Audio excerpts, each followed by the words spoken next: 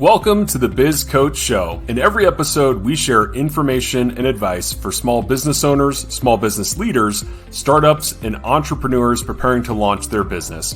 Our mission is to give entrepreneurs the edge they need to succeed.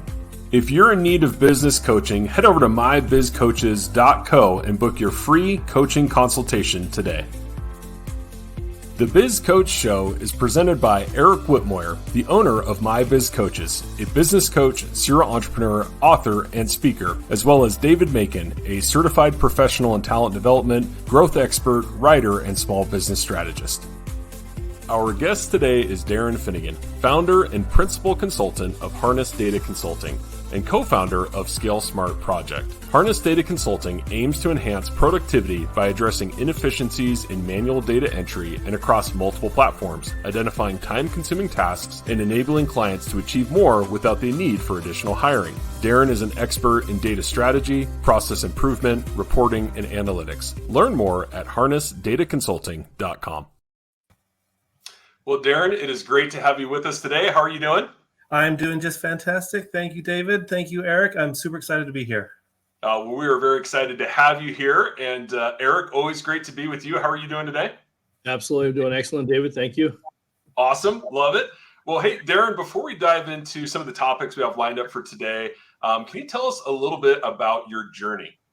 I would love to. So a little fun fact about me. I was actually born in England. I know you can't really tell, no accent or anything like that. Moved here 93, so I've been here pretty much my whole life.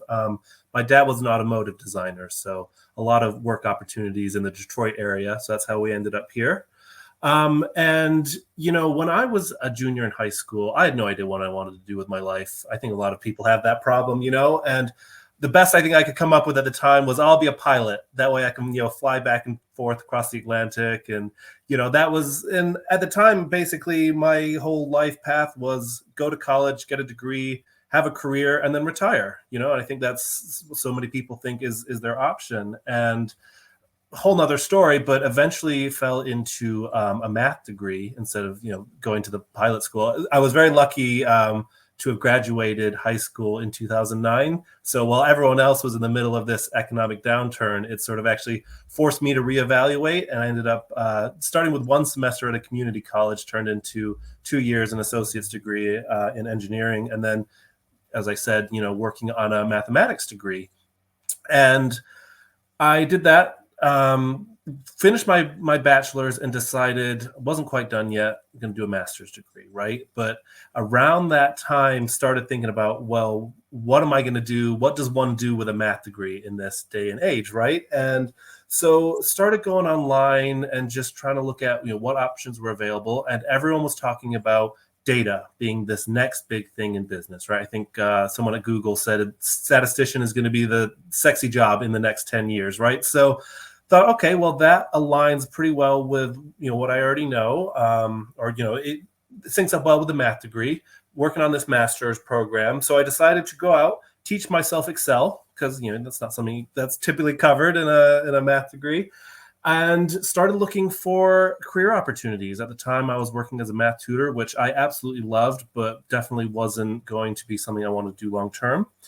And just from having sort of that experience, I was able to get a job at a company that had been operating for a few years, but had only just opened their U.S. location. And coming in as just the data analyst, basically asking me to just create simple Excel reports on, you know, very simple questions. How many leads do we have? What's the cost? What's the ROI? Things like that. And it's funny because looking back now, you know, that having that job experience really shaped what Harness would become, because it was an ideal client. You know, obviously I didn't know enough at the time, but started looking under the hood of how do we figure out some of this information and really seeing how inefficient things were when it came to collecting data, storing data. Obviously I was there to do the analytics and the reporting, but I couldn't really do those pieces until I had a chance to start addressing some of the problems that I found from an operations or process standpoint. And it was during that time, somebody had said to me, one of my coworkers, I don't even know what we were talking about at the time, but she said to me, I remember it very clearly. She said, "I'm surprised you're not an entrepreneur." And I thought, well, is that something that you can just do. Like, again, my mindset had always been on, you have a career, you do that, and then maybe somewhere down the road you can start a business or something like that. But it had never really occurred to me.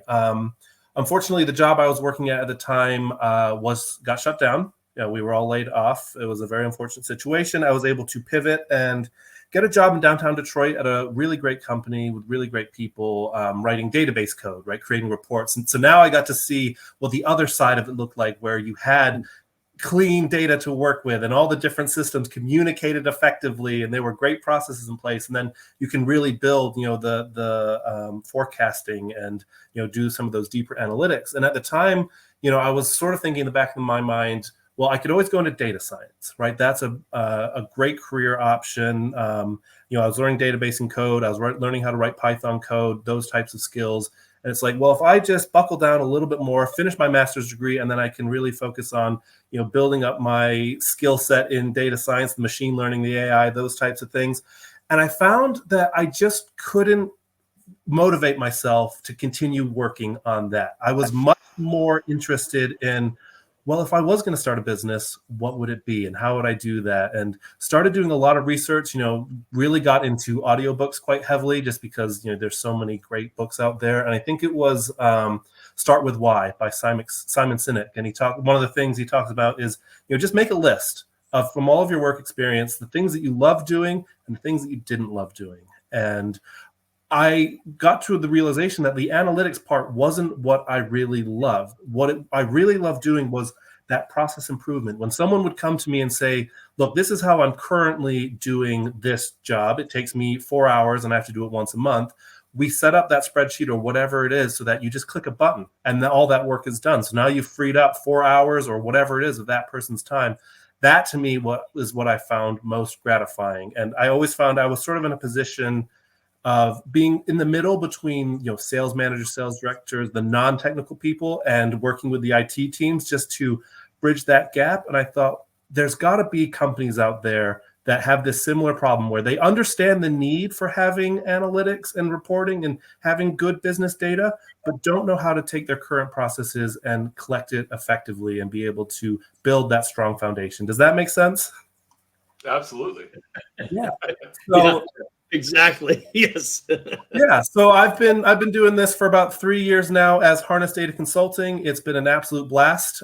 Definitely, you learn so much more just by kind of going for it. It was during the pandemic. My partner Kayla and I, we sort of just realized that now is the time to do what we want. And we were living in Denver at the time. And I just sort of said, it was actually a week before my 30th birthday.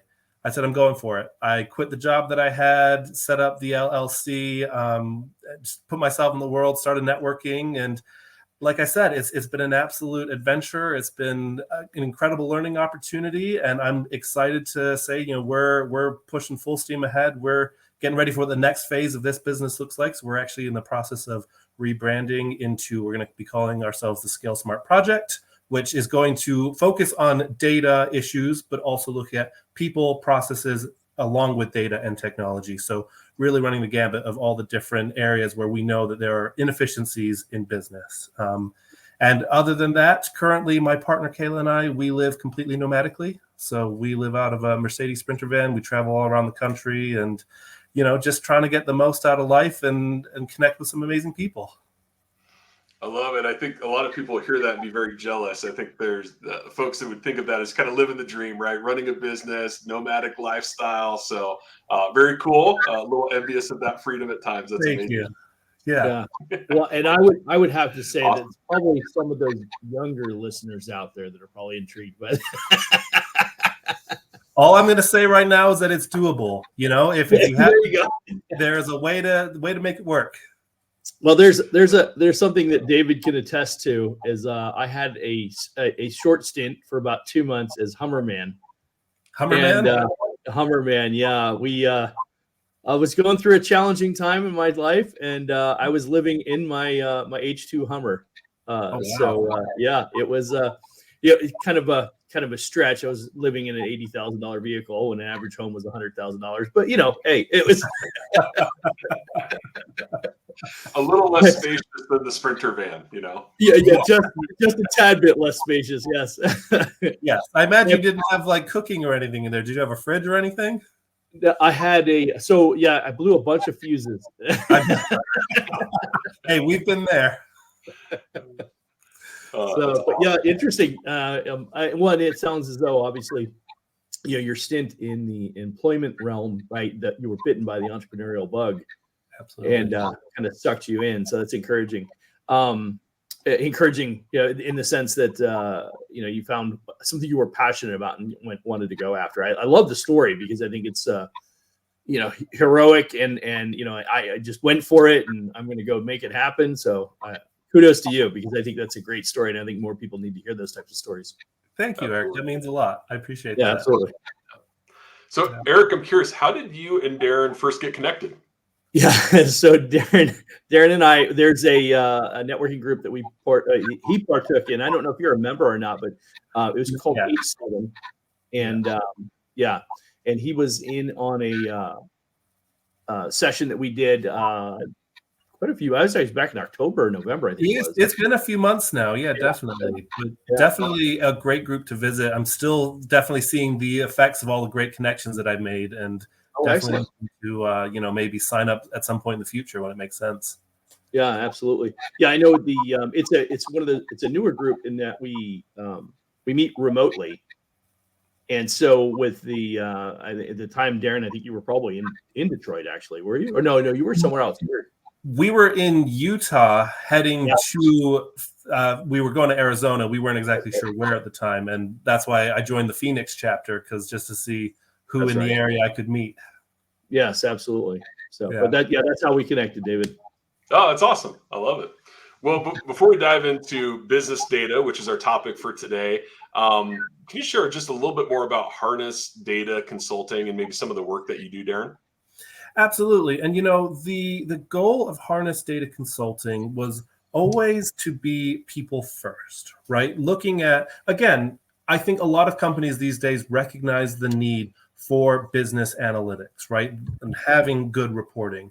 But what a lot of companies don't look at is the people cost involved. Who is collecting this data? How are they collecting it? Where are they collecting it? What systems do you have in place? How much time and effort does it take to have good data collection and have solid data? And I found that the more steps, the more people, the more time it takes to collect that data, the quality is just going to drop, right? And if you're starting with bad data, you're not going to get good analytics to begin with. So, it took me a while to really figure out precisely what that would look like. I thought maybe for a while it was helping implement CRM or, something like that. I found typically when a client comes to me and says they don't have a CRM, really what they're saying is they don't have a sales process, which, is a much deeper question to try and solve. You can't just implement something and hope that it's going to fix a problem. So just trying to identify where in the organization are those time-consuming manual data entry tasks so that we can free up your people's time and they can focus on a job that's more meaningful to them, and B, give that energy back into the company and back into that growth that we want our clients to have. Yeah, I love it. That makes a lot of sense. And I'm thinking about maybe two different audiences that might be watching this. One is somebody whose business is really struggling, and clearly they understand why I need to work with somebody like Darren that can help me look at my work processes. But what about maybe a company that's doing well, things are kind of working, maybe a little bit of complacency, kind of speaking to both of them, why is it important for that business owner to analyze tasks and work processes? Absolutely. And I think I would love to talk about the first one, businesses that are struggling. Again, finding where can we get more done with less people, or without having to bring on, not less people, but without having to bring on new employees, right? Where are those bottlenecks that are causing us to be ineffective? Or, if it's a matter of why aren't we selling as much as we expected to be? Well, if you have that data there, then you can really start to identify where some of those challenges might exist. For the second type, and I think the client that we're usually more excited to work with is the company that has good revenue coming in, right? They've figured out what it is they do. To get to that point, maybe they had to bootstrap, wearing multiple hats, that sort of thing, where suddenly you have just work that's gotten done the way that it's always gotten done. And now they're at that stage where it's like, we're going to pour rocket fuel into this. We're going to really start upping, what we've got coming in. We're going to build out all this sales, all these types of things. Taking a moment, you've got that growth plan, but taking a moment to make sure that your processes are set in a way that you're not going to burn your people out. You're not going to have that plateau of, well, we can't physically make the machine do anymore because there's too much friction. There's too many, it's taking too much time to fill out all of these different processes. It's taking too much manpower. It's just draining our people. So being able to feel confident that you have those clean processes ready, and then when you've flipped that switch and really started to hit that growth phase, now you've got that great data that you can do that analytics and you can be proactive and really understand what's happening. Yeah, and I think there's something to say there in regards to the term I think you want to use there, Darren, is operational drag. Yes, I love that. Operational drag, for sure. Yeah, and being a salesperson by nature, operational drag kind of resonates with me. Absolutely. And I think that's something when I tell people I'm a data consultant, they go, oh, it's analytics, it's all of these things. Well, a lot of the time that the data that we're talking about is operational in nature, right? So I think operational drag is a fantastic way to say it because it's getting things done efficiently. Right. When Darren and I first started talking, he started saying certain words. Obviously, David, you can appreciate they were resonating with me in a great way. As you know, I'm all about digitizing and automating anywhere possible, right? Yep. And especially in the space of the small business owner. Whether it be entrepreneurs, solopreneurs or small operators, less than 10 employees, they have to get by on as little as they can possibly, that's right. use, right? From a staffing perspective, you reference staffing. Yep. And the incremental cost of adding an additional headcount, especially with the minimum hourly wage that you're paying today at, $18-20 an hour, depending on where the role is. With that plus benefits and everything else factored in, you're talking about a $50,000 or $60,000 cost. Definitely. If I can get a solution, some kind of automated solution that would absolve some of that, to your point, functional work that some task that somebody has to do by 4 hours, a day, you're saving a ton of payroll hours that I don't need to pay for that I can deploy elsewhere and get better results from. I think that's so true. And I think there's another component as well as these companies are growing, it's also the technology piece of you got to work with the tools that you have available to you, right? Not right. A growing company, the type that you're talking about, can't afford to go out and build a database right off the bat, right? They have to, and they may not know how to do that, right? So they're leveraging Google Sheets and Excel and free versions of things like HubSpot to just get started, because that's not their focus. They want to do the thing that they started their business for, right? So I think you've got multiple areas where you start to see from that growth perspective, there are those challenges that can be sort of cleaned up. Yeah, absolutely. And the other part I was going to say, when I think through some of the things you were talking about, one of my big rubs when I sit with owners is you mentioned making decisions with data, right? Yeah. One of the things that David and I can both appreciate is the amount of the depth of data that we had in our previous company that we worked at. And we had, if I said 200 metrics, that's probably overstating it, but it had to be pretty freaking close to that. I'd say you're about right. That was the number that came to mind, honestly. Now, to be fair, our scorecard was, it was reduced down to, I think we had maybe 11 key metrics that we really focused on. But we had access to 200 different numbers, right?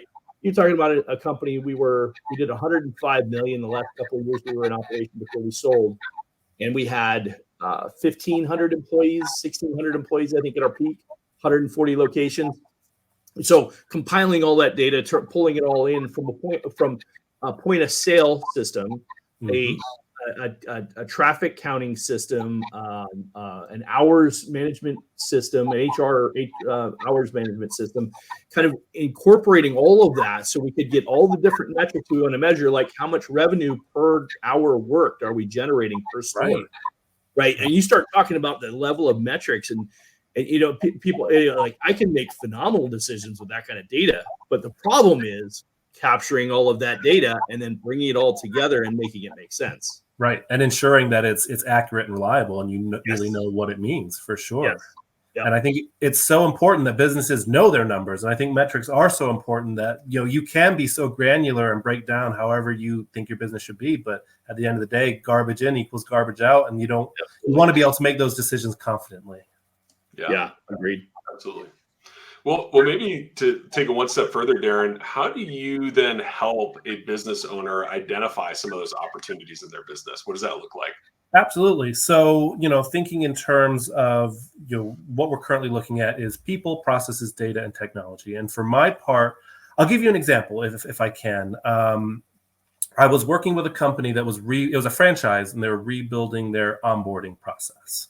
So I was working with the person who was responsible for doing onboarding and starting with trying to figure out, okay, well, what does your to-do list look like? What are the things that are adding up and causing you sort of this headache, right? So sort of like an initial discovery piece. And what we figured out is I said to her, okay, just give me one small task that I can help with.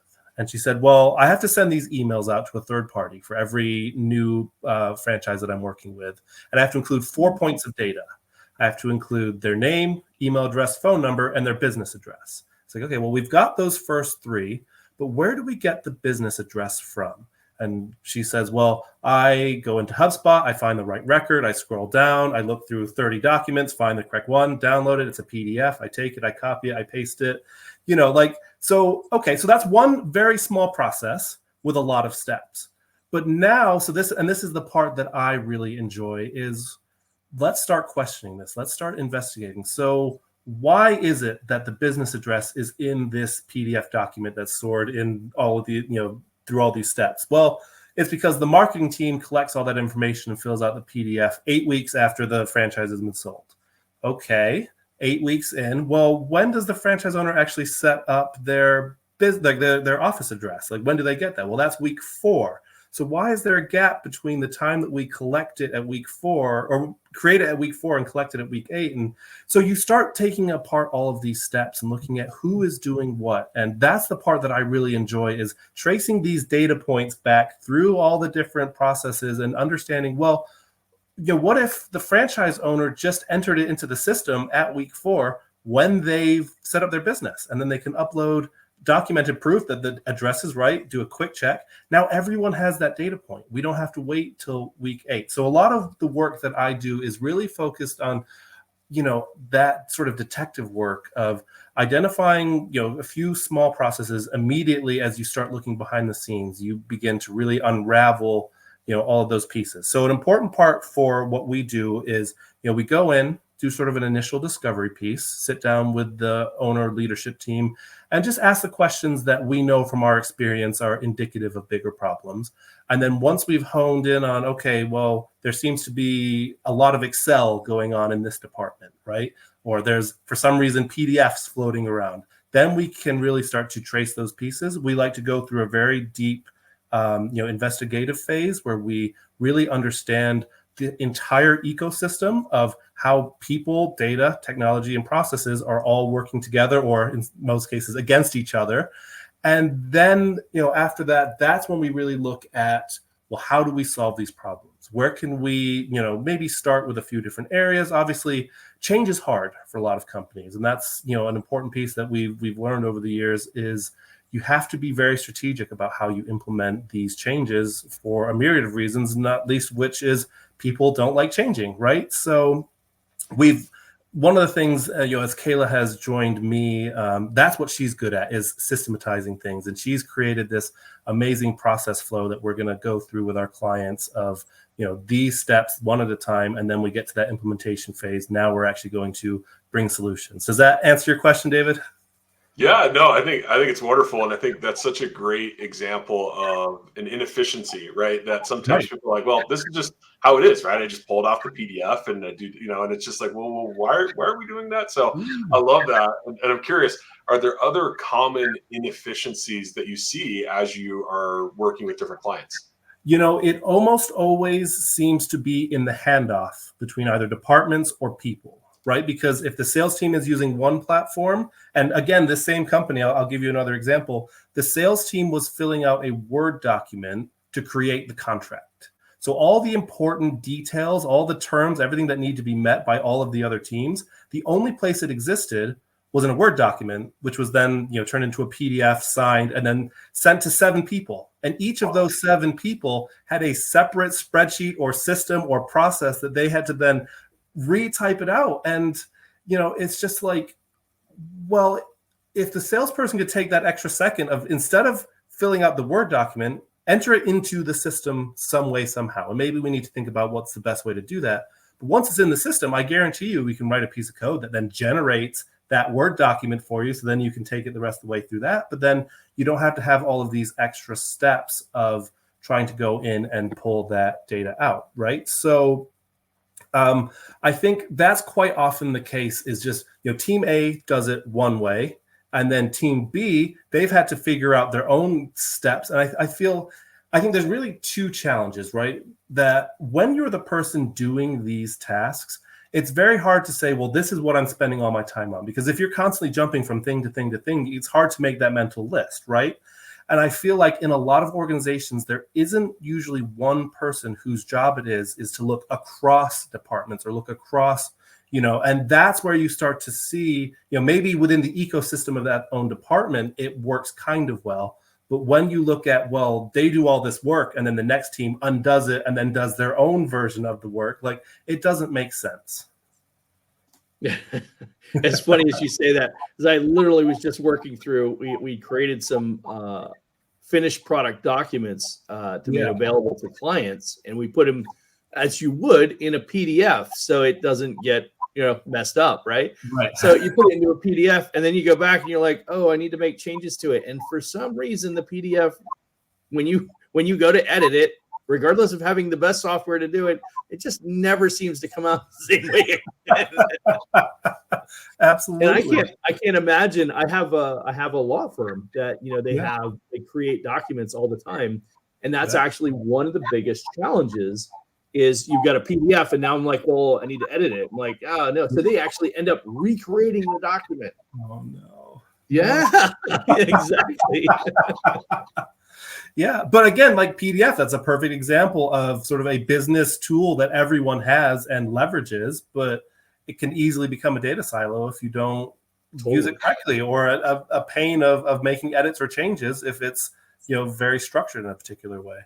Yeah. I mean, the more that I recognize with the PDF, the use of a tool like that is, it's an end user, right? It's like, I'm delivering this to you as a finished product, not as somewhere where I store data. Yes, that's exactly terrible. Right. Unless you have an edible PDF in place where people can. Sure. But even then, maybe still not the best. So, yeah, exactly. Yeah. One thing I'd love to say, David, when you were asking me about, identifying opportunities and how I actually go about helping, I do have sort of a methodology that I like to employ, and I think you guys will like this. So it's not the best acronym, but CSAR, SAR, kind of like a Russian czar, but not the same. So it's not the best, but when I'm looking at data processes, right? Collection, storage, analytics, reporting. In that order, right? First, you have to look at what data is being collected. Why is it being collected? What data isn't being collected? Who is doing that collection, right? You have to understand that piece. And then you have to understand, how are we storing this data? Do we have a database? Most of the clients I work with, no, right? So is it in this system? Is it in your CRM? Is it in your project management system? Is it Excel? Is it, looking at, what that, collection of tools looks like. Once you've cleaned up those 2 pieces, then the analytics and reporting makes sense to, and at that point, you almost get those for free, because now you have that data. You can bring someone in, like I was brought in that first company to do some of those analytics, right? But now you have that data available. And then with reporting, I think it's, important to think about. Reporting means not just your executive summaries for your leadership teams, but how do the people within your organization access and use the data that they need to complete their job, right? How do you share data with third parties and partners and other clients like that? Do you have a client portal? Can people log in and see information about their own account, right? There's all those questions. And again, it all requires that solid foundation of making sure that you're collecting things effectively and storing it in a way that it can be useful over the life cycle of your business. Yeah, that makes a lot of sense. And that sequence in particular makes sense. So I appreciate you sharing that with our audience. Yeah, thank you. Well, you also shared a bit about kind of that franchise company. Do you have another example of maybe a business that you've helped that's kind of one of your favorite stories or go-to stories about how you've helped them overcome some of these challenges and inefficiencies? Absolutely. I have one that I really like because, being an Excel guy, I do have a tendency of if I can do it in Excel and write some crazy formulas, that's always good. I was working with a social media marketing company out of Denver, and I love this company because their whole mindset is about keeping social media social and not having it, not just that addicting algorithmic thing that you do, but like really creating conversation. So it's like, it feels good to help a company that wants to do things a little bit differently. And this client was sending out, monthly summary reports to her clients. And, here's the analytics, here's how your posts perform, those types of questions. And it was taking her 30 minutes to an hour to create each report because she was doing these reports in Google Slides. She was pulling the information out of the social media tool that she was using and then creating, and like the reports looked good and it had a nice flow and a nice summary to it, but taking so much time going back and forth and mistakes were happening, right? So it was just such a time consuming process. And she had about 12 clients at that point. So that's 12 hours in a month that somebody has to go and do that work. And what I set up for her using, I didn't actually realize this until I was working on it, but you can connect Google Slides and Google Sheets together.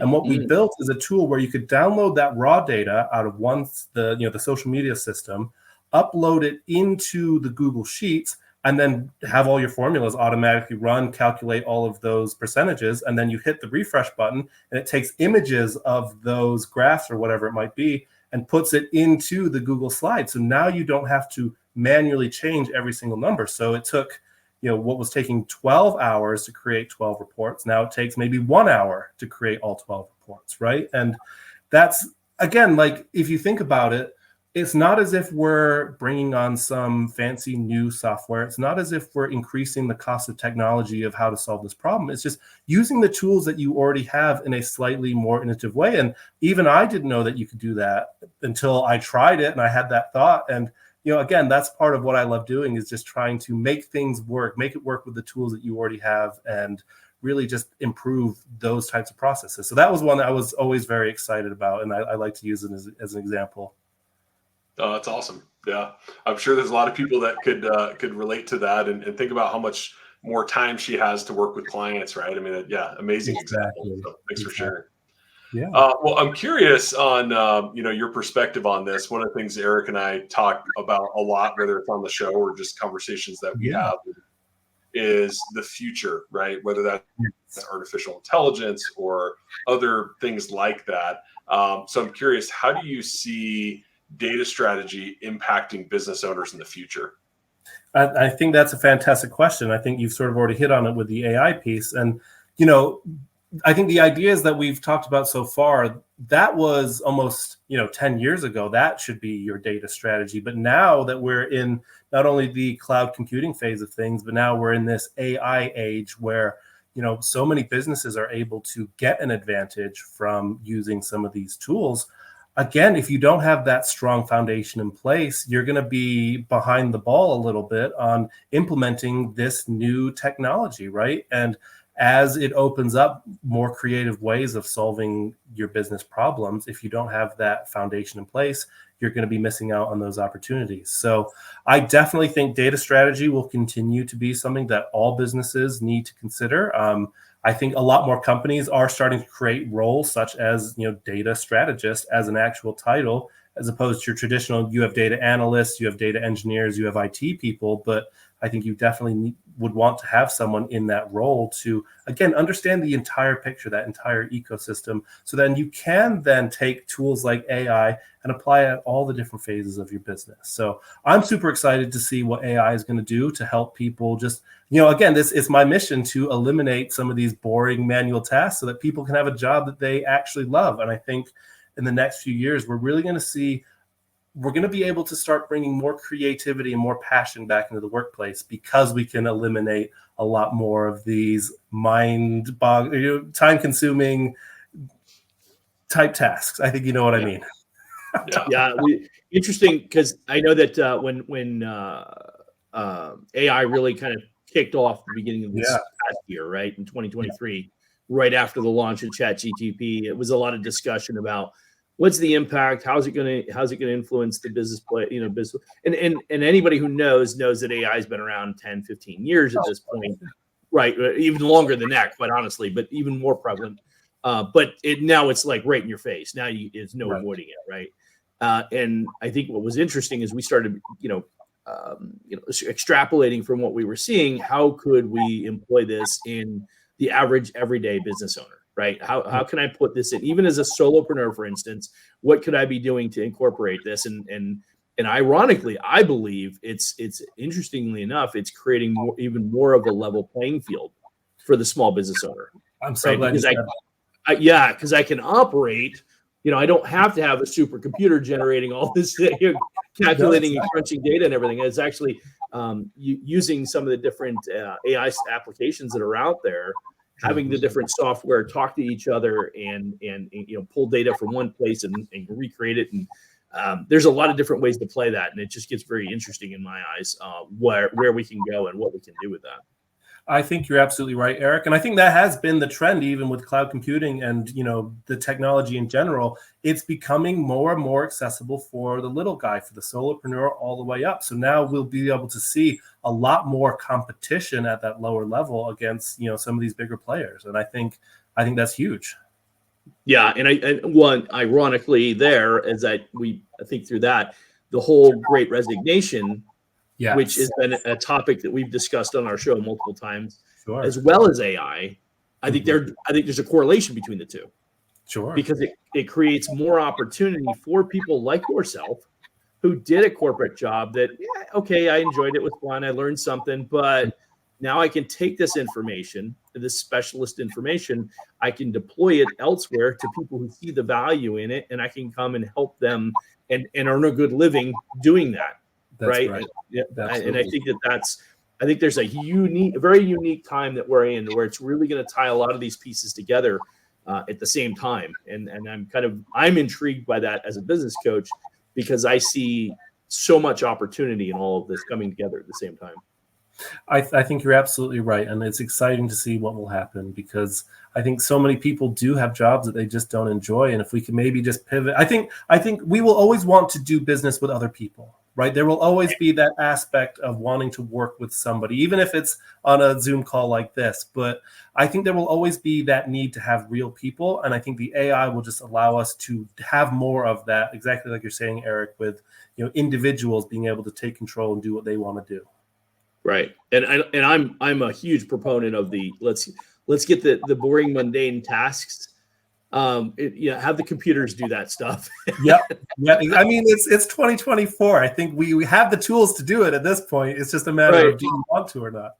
Yeah. Well, and I think the role that you play is really intriguing, because helping people understand how to use, you'd mentioned how to use the existing tools you have now to make this more efficient, create a better system or process that allows me not to have costs that I don't need, to have a better set of data to make good decisions from. There's so many different things that I think tie into that. And I think that's very compelling. And for, again, as somebody who's going into business, this is the one thing I say on this show on a regular basis, and David can, that support me. We love working with people who are good at what they do, but maybe struggle with other components of the business that they're not so good at. Right. So, and you used a very similar analogy earlier. You're like, they're really good at this, Right. But, pulling data together, capturing, and then making good, intelligent decisions, they're still, they don't understand that part of it. No. So let me show them how to gather the data and bring it together. And then let's talk about what kind of decisions you make from that data. That's so right. People go into business because there's something they want to create in the world, right? And that's not data processes, that's not spreadsheets. I mean, in my case, maybe, but for other people, right, it's to do something in the world. And I just want to support the people that are out there doing good things. Let's make a positive change. And I think we can do that through business. Yeah, I agree. Absolutely. Well, Darren, earlier you mentioned or alluded to kind of data management strategy. And I think that that's an important thing that, potentially a lot of business owners don't think about. And I'm wondering, as you're working with clients, what are some of the biggest gaps that you see in a, kind of comprehensive czar data management strategy, if you will? Yeah, absolutely. Again, I'm thinking of an example for a client that I worked on, and they just wanted to have a report that showed how many, it was another franchise, so how many franchise locations had they sold. We work a lot with franchises because that's sort of where Kayla's experience is. And, so simple report, how many locations did we open? And because of the way that they sold these different contracts, there was some confusing business rules in place where sometimes multiple contracts could be associated with one another.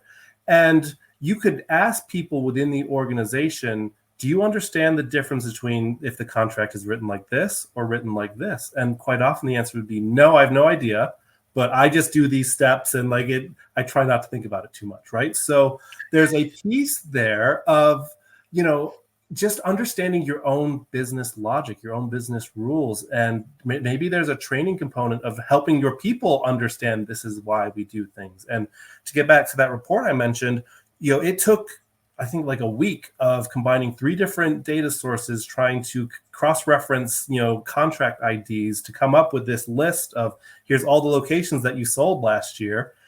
And then we sent it to the directors, and they said, okay, well, this one, that's not right because that's actually this one. And so again, there's challenges there. So because they didn't have a database that listed all the locations sold, and because they didn't have those, the team itself didn't have clear understandings of what is this business case, right? And because the technology just wasn't there, you can't even get that simple of a report. So, we talked about having thousands of metrics, but if you can't even get the first metric, which is what is my sales, then what is the point there? So just trying to, and I think a big part of it is wanting to make that change, right? That leadership recognizes that, things don't have to continue the way that they have been, and be willing to foster a culture around making those types of changes. And that's really when you start to fill in some of those gaps of, there's so many blind spots. And I think a lot of times it's hard for leadership to take feedback from their team because,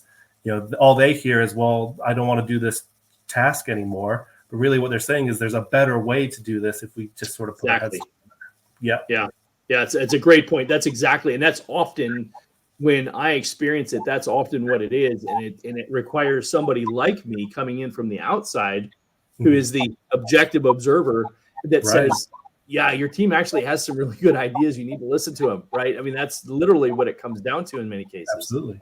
Yeah. And it's because they're familiar. Right. But the owner's got blinders on, or the executive team has blinders on, and they're like, you just don't want to do the work. No, there's just a better way to do it. And and it might require some adjustments. It might require small investment, but almost always, if deployed correctly, it's a cost savings once it's employed and utilized. And if I can give just one more example, one of the businesses I worked at, there was a woman, and I'm very happy to call her a close friend now because we work so closely together. But she was the administrative assistant, and her job was to make sure that a lot of these manual tasks that could be automated, make sure that they all get done, right? So she was the one updating this system and this spreadsheet and this and that. So she had almost a full-time job of just doing that type of work. But she was also leading projects. She was also, engaging with other members of the team to get things done. And it's a waste of potential because she could be doing that part of it full time, and they could continue to invest in her and get her to a point where that is what she does, and let's eliminate the rest of that stuff. So I think that's a big gap that people don't realize, is that potential to do more with the team that you already have, because you don't really know what your people are capable of until you challenge them in a way that's meaningful. You know what I mean? Yeah, great point. Absolutely. Well, but before we wrap up, Darren, there's something that you've touched on a couple of times, and I want to kind of get your perspective on it. And it's this concept that a business might have a lot of data, or may have a lot of metrics, or a lot of information flowing through it. But I've heard you a couple of times mention it's really only good data if it's clean and accurate, right? And so I'm kind of curious, from your perspective, or as you're working with clients, how do you see that play out when you have unclean data, or things aren't as accurate as they could be, and how is that detrimental to the business? Yeah, well, that ties back to processes, right? And understanding, again, where does that data come from? So if a lot of what I enjoyed early on in my career was almost running experiments and saying, is the thing that this person entered here, what did that actually mean to them? And you can start sitting with the team and understand, why did you fill out this entry, your sales record? Why did you do it this way? Well, and part of it's because I was told to, whatever. But you start to understand, what did that data actually mean to the person filling it out? And so often it does not align with the person who is then taking it and making decisions off of that, right? They don't understand that when you said this person was not qualified, maybe they meant something slightly different than what you think it is, and then that skews your sales metrics, right? So there is definitely a piece there around just understanding the who and the why of the data collection piece, so that you know what it is. And then once it's set in stone and you've got that training in place so people can follow that process moving forward, and maybe there's a component of changing up the interface that your salesperson, whoever else it might be, right? So there are a lot of aspects there that could be considered that you have to address to get it to that point where now we all agree this data means this, and we can finally start asking questions on it, start interrogating it, and get those results, so we can be that much more proactive. I love that. So important, right? And I think that's something that business owners need to think about, is it's not just having the data, it's, do people understand it? Is it the right data? Is it accurate? So thanks for adding a little more insight there. Yeah.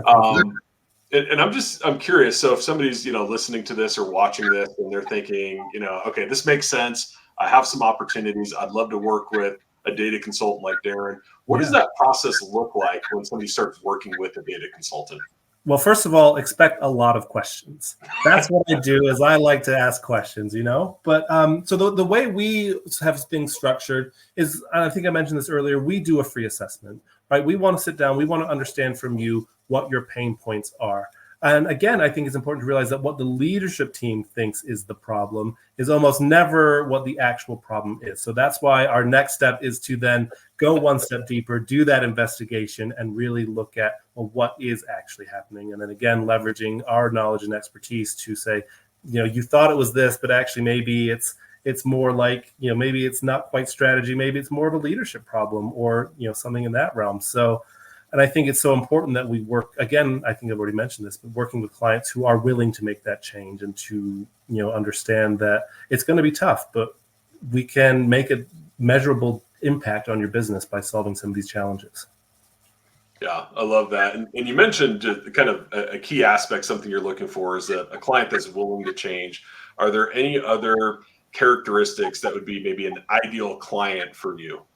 Yeah, and I touched on this earlier, but we definitely love working with anyone who is making some kind of impact, whether it's social, economical, environmental, just allowing your employees to go live remotely and go do those types of things. Like, we love to just work with companies that are innovative and doing things better or differently.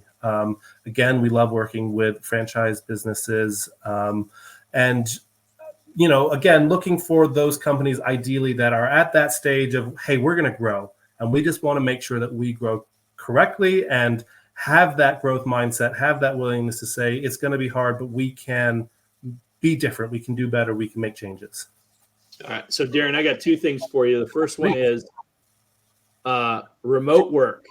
Yeah. You just hit on a topic that I have dealt with extensively over the last 2 years. Yeah. What have you seen? Well, most specifically, the biggest challenge is leadership does not have a way to measure metrics effectively when people are working remotely. Sure. Or at least there's a gap, right? They weren't structured that way. People are harboring for, I want to be able to work from home, but I can't monitor work solutions. So first and foremost, give me 2 or 3 things that a business owner could incorporate that would help them feel better about people working from home and still getting productivity, or being able to manage or view, or, you know what I mean? Gauge productivity. That's the word I'm looking for. And then the second thing would be, if you're developing an app that does that, that would be great. I could probably sell that to a lot of customers for what it's worth. Sure. And then your perspective on that, because I think that's interesting as well. Yeah, I would say that if your viewpoint is that, productivity is a measure of how long time is spent sitting at a computer, then you've got completely the wrong idea, right? And yeah, exactly. Actually, thank you. Sort of unrelated, but closely related, is I was working in a call center for a while and creating scorecards, that kind of thing. And they wanted to measure down to the second every single thing that these agents did to make sure they're on the phone, right? And if you're trying to do something similar to your remote employees, you've got it totally wrong, right? It should be about, is work getting done? Are we being productive? How are you tracking and managing projects? How are you setting priorities? And are your people hitting those projects, right? So you can look at, how long does it take to complete a project, as opposed to how long did you spend sitting at your computer working on this project, right? Those are 2 very different things. So I would really encourage people to, look into project management tools, that part of it, to really, again, and this is exactly what I mean when I talk about clients doing things differently, is let's shift the focus. Let's no longer make it be about how long were you beaten against the keys for, as opposed to, did you create something that you like doing? Was it fun? Did it get done in a timely manner, right? So I think, if that answers your question, Eric, unfortunately, I don't have an app for you yet, but maybe it's something to start thinking about. And, because I don't think remote work is going away. I think that was the one positive out of the pandemic, was we learned that, we can work from home some of the time. I think it's different for everyone, but there's no reason to force your employees to be in office just to make sure that they're getting work done. There needs to be respect. There needs to be trust. And you want to verify that trust, right? You want to make sure you're not being taken advantage of, but there are ways to do that and still, give your people flexibility to, that work-life balance thing. The opportunity is there to make it so much better. Yeah, agreed. Yeah, I appreciate that. That's interesting feedback, because that's exactly where, as somebody who's managed thousands of people, that's exactly where my head goes. You're monitoring the wrong things.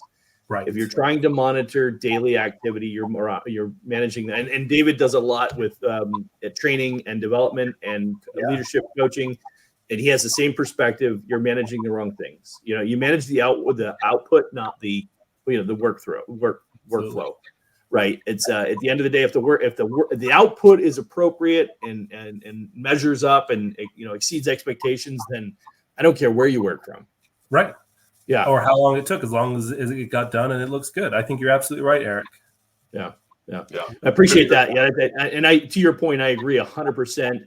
It not only is it not going away, but I think it's going to continue to exacerbate. As a matter of fact, I am a belief, and it kind of goes with the whole resignation piece of the Great Resignation, but more and more people are going to opt to do, I'll take a remote job and be a 1099 employee, and I'll be happy to do that because I'll just do it on my own. I'm okay with that. More and more people are getting very comfortable with that. 20 years ago, that was a hard pill to swallow, but a lot of people are very interested in talking about that now. That makes it a different place for employers, and they're going to have to figure out how to, set that up correctly. The only caveat that I add to that is not everybody should work from home. Maybe not. No. There are some people that just don't have the right environment. I think you're right. And I think it's all about finding that balance. But if I can share a quick personal story, I don't know, this just sort of popped into my head. But, this time last year, we were actually down in St. Petersburg, Florida. We had just started our travel, lifestyle. And there was one Monday afternoon where we sort of just said, you know what? We don't want to work today. We're going to go to the beach. We're going to just go hang out. We saw dolphins. It was beautiful. We had and we almost sort of just took a day off. The next day, we were so much more productive. We were ready to go. We were able to get things done. And it was because we took that time for ourselves to recharge just a little bit, the next day we put in probably 18 hours of work. So again, I just want to encourage people to just think differently about the way that you have your employees work in this day and age. Because again, there's so much more that we could do to improve things for everybody. Yeah, I love that. Thanks for sharing that. It's a great example. Well, Darren, as you wrap up here, I'm curious, is there anything else that you want to share about Harness Data Consulting or maybe some of the other projects that you have coming up? Yeah, definitely. So Harness Data Consulting isn't going away, but we are actually in the process of rebranding. We're going to be turning into the Scale Smart project. And when I say we, it's my partner, Kayla, and I. She's come in. She took, all the work that I'd done and really systematized it and turned it into a true business. So we're super excited about that. And as part of our travel lifestyle, we are also always very interested in connecting with other nomadic entrepreneurs or business professionals. So we are launching our own networking group. Right now, we're thinking we're going to meet maybe once a month, and it's going to be virtual. So we're called the Nomadic Networkers. Cool. Our inaugural event is coming up next week. So anyone listening who wants to, connect with other like-minded folks in that regard, happy to do that. And then one other thing I'd love to just mention for myself as sort of a side hustle, as a sort of a passion project, I do also teach math on the internet through Zoom. I've been doing that virtually for a few years now, and I've actually written a curriculum specifically geared for algebra students who are calculator dependent, who need to go back and relearn some of those number facts that they struggled with in elementary school. So any parents out there, anyone with high school age kids who think their kids need some help in math, that's just something I do just because I love to do it. So feel free to reach out. I love it. Well, I know we've got your main site, harnessdataconsulting.com, but if you have links to some of the other projects as they become available, we'd love to share that with the audience as well. So I would appreciate definitely put that in the description and show notes. Yeah, that sounds good. Awesome. Well, hey, Eric, I don't want to leave you out. Anything new at MyBiz Coaches that you want to spotlight? Just I'll continue to bang the drum. As you know, 100 coaches is our goal this year. So a very lofty and ambitious goal. We're excited about the opportunity, and more specifically about where this takes the business over the next 12 months. But that's our primary focus is finding more people that are interested in becoming a MyBiz coach, learning how we help businesses grow and scale, and more specifically, connecting with people like Darren, right, with this specific skill set. Certainly the average business coach, they have a number of different disciplines and areas of the business that they're good at. But data assessment and data analysis and everything that Darren does are all extensions of things that we can do as a coach to help a business improve and prepare to grow. So, we're constantly looking for people like Darren that have those types of skill sets that we can incorporate within how we support and grow companies. Awesome. Well, that's great, Eric. And if people are interested in learning more, it looks like head over to mybizcoaches.co/coach, and they can learn more about that. I don't think you charge anything to have a conversation with somebody who's interested, right? They can just pick your brain. Happy to talk to anybody. Awesome. Cool. Well, Darren, thanks again. It was great having you on with us, and thanks for all your insights with our audience. We really appreciate it. David, Eric, this has been an absolute pleasure. Thank you guys so much. Yeah, thank you, Darren. Appreciate it. It's great seeing you again. Yep. We'll see you on the next episode of the Biz Coach Show.